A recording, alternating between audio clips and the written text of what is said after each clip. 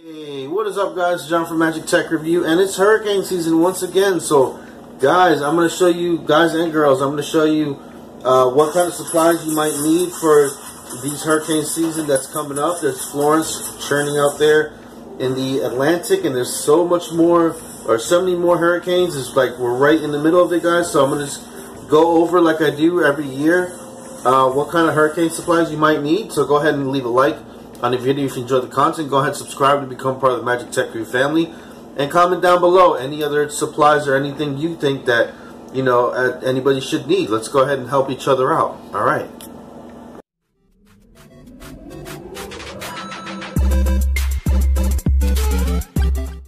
Alrighty, guys. So first off, when hurricane season's coming and everything like that, a lot of people, they're just not really prepared. They don't really know what happens, when your lights cut out or whatever like that. Maybe they haven't been through anything like that before. Maybe they haven't really been through a hurricane. Maybe they've only really heard about it, and it's a scary type of situation, especially if you've never really had your lights out, if you never really lived in the country, you've never really lived without your lights off for a week or 2 or 3 or a month or anything like that. A lot of times, people get really bored, and that's the main thing, is boredom, because we're all used to being on our phones 24/7 nowadays, and we have our faces into our phones, that we don't really get to appreciate just silence, and you might get to just see silence or hear silence, or be in the dark for a little bit, and it's going to be strange to you. People get angry, people get upset, so just know that it's a time to be with family and friends, and you can have fun with it. After it passes, and maybe your lights are out, you can go outside and have a barbecue, or do stuff like that, or you can play inside with the kids and everything like that with the flashlights, like good old times. But so basically, guys, I'm just gonna go over a list of what things you should have for a hurricane. Obviously, you're gonna hear this everywhere throughout the throughout the internet nowadays or whatever, but this is my little list of things that you can do to kind of help yourself out. If you're a viewer of mine, hopefully you'll take heed, and you probably already know, so drop some comments down below as well as what things you can prepare for. Obviously, guys, water is a big one. I'm not really a big drinker of water. Well, I am now, because I am like just drinking water strictly, but you're gonna get a bunch of these gallon of water, gallon waters or whatever, or even just start filling up bottles and putting them in your fridge or freezer. So a lot of people, they don't realize that once the power goes out, obviously their fridge and their freezer, all that food is going to go bad, So I would say, if you're expecting a hurricane, just eat up, eat your stuff up, and don't have a lot of stuff in your freezer when the power goes out, because all your stuff's going to go bad. So you're just going to waste a lot of food. So if you know that there's a hurricane coming, don't buy a whole bunch of freezer products, because if you go out and buy chicken and beef and this and that and the third, and then the hurricane hits the next day, you might have wasted $200–300 right there. It's like boop, gone. So I'd say just kind of buy light stuff, buy tuna, buy sardines, buy crackers, buy things that you can just kind of eat without having to actually cook, some bread, some they're just different types of stuff that you can just kind of just like a lot of snack food, I guess you can say.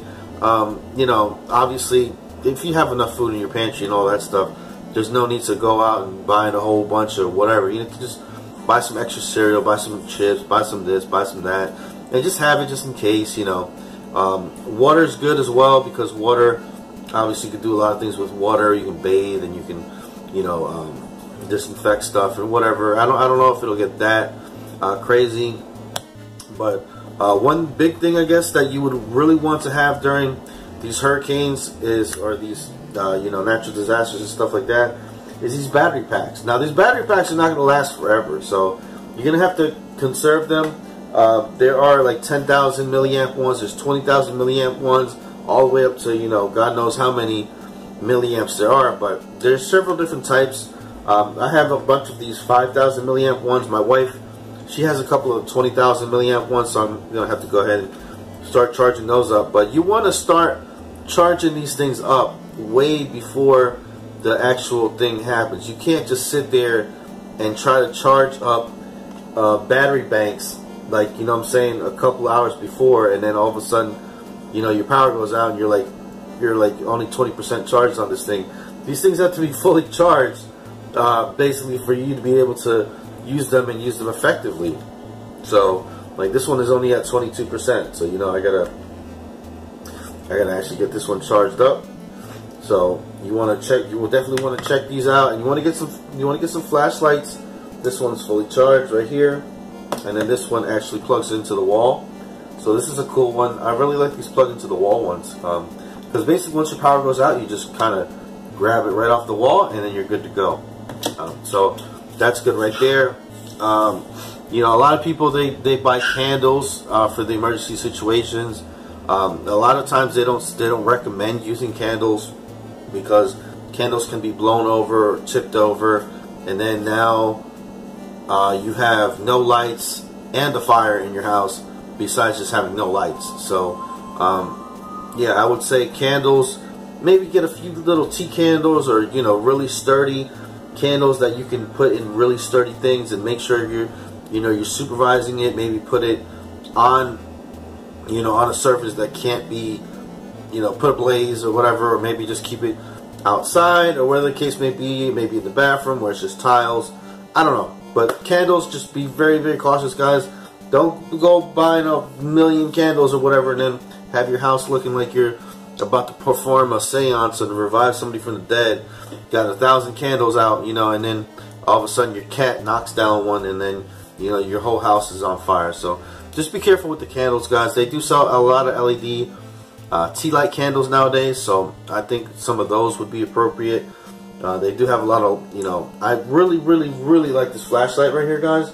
I don't even have a link, but all I know is that it's like a tactical flashlight or something like that, and it's $2. And this thing is bright, and it only takes one AA battery. So I actually bought this emergency kit right here. I'm gonna show you guys a little bit what's in it. You know, but I mean, come on, this is a $10 emergency kit. I don't, you know, it's not really that much going on in there. But yeah, it's only a AA light in here, or a AA battery, and you can actually focus it in. You can actually focus it in, so if you like really, really want to focus in on something, you focus in on something, and then you can widen it out. But for just having one AA battery, man, this thing is pretty intense. You know, it's pretty intense.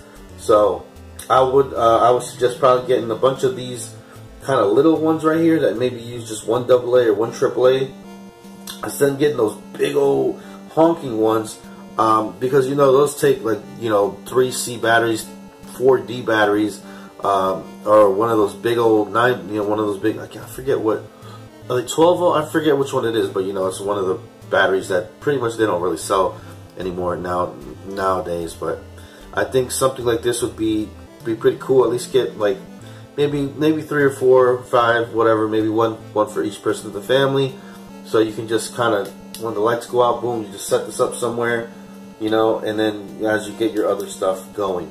So yeah, so battery banks, definitely a go. You want to charge up your laptops, because, and your phones, obviously. You want to try to have your phones at full 100% when your power does go out. So, you know, if your power goes out, you have at least your phone for however much time, and you can go onto your battery banks. And you know, if you buy a big enough battery bank, you could theoretically have power for a couple days on your phone. And then, you know, people tend to forget that their laptop also has a big battery in it as well. So I would suggest, probably, if you have a laptop or two, or maybe an old one, or couple of old laptops sitting around, you can actually charge those as well and keep those as battery banks. Because with a laptop, all you really have to do is kind of, you know, turn it on, and then, you know, cut the power all the way down, cut the light all the way down, or even close the lid, and then you can still charge stuff off of it. So it's like a battery bank, except in a, you know, really big format. So I don't know how long that'll last, but I know I used several of my laptops when the power went out, and it lasted for at least a day, day and a half, maybe 2 days. You know, obviously you can't be surfing on your laptop or doing anything with your laptop other than just drawing power from it. But yeah, so that's what I've used. And then I got this, you know, emergency kit type thing. Obviously you're gonna want to do some first aid stuff. I mean, I don't know about the first aid emergency kit. I guess you would throw it in there. I'm not intending to cut myself during a hurricane or whatever, but there's several different things in here. Obviously, knife. I mean, you have a kitchen knife, so you don't need that or whatever. But maybe a little flint striker type thing. You know, if you want to, I don't know, if you want to start a fire somehow. Don't know. But this is mostly for like outdoorsy type stuff, you know. So this is not really pertaining to hurricane awareness, but this is a tactical pen. And I just wanted to show you guys this stuff, man. It's pretty cool. This little tactical pen that you can actually break windows with. So guys, just be really careful. Basically, that's what I want to tell you guys in this situation or whatever with the hurricanes and all that. Just make sure all your stuff is charged. Make sure you're being aware.